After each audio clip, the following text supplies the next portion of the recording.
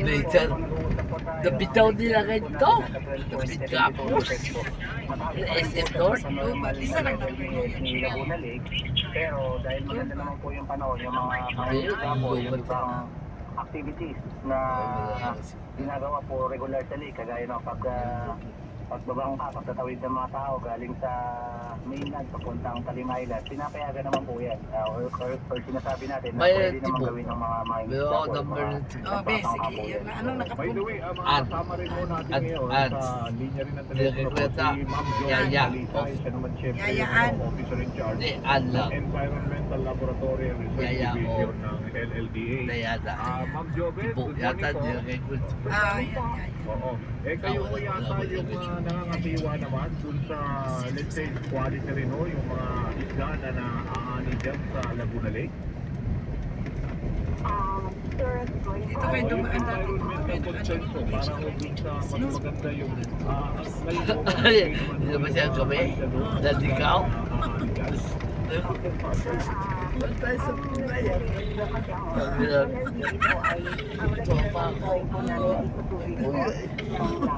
Doon kami sa Anwar House. Ang ganda na Anwar House. Naka-mission ka mo mapunta ka din. So, ang resulta naman po natin ay biglas naman po siyang kainin ng mga consumers po natin, ng mga tao. So, ang before po natin ay meron din po pag-aaral na ginagawa regular po sa mga isda naman po sa laban natin. Ma'am, sandali lang po. Isapasok lang po namin itong flash report at babalikan po namin kayong dalawa o ni Engineer in a while. Ito, may flash report lang ho tayo. Ipapasok natin dito sa DZMM Teleradio. Mga isa ko din. Pero Amerika di Diana. Well, mga kapamilya, may sunog na sumiklab sa residential area sa Habilan sa May kaubadayaya. Ako si Bantik Pinakasaro ito sa ikatlong alarma. Ito ay kinumpirma ni Fire Senior Inspector na si Cesar Babante Dati ugali ko rin yun eh. Pag hindi ko kinala At naman. abangan ho ang buong detalye dito Yung siya sa mga si Maral Parcel. Parcel. Dati hindi ko talaga. Ang katulad ko ay Dr. Número 1 sa aksyon.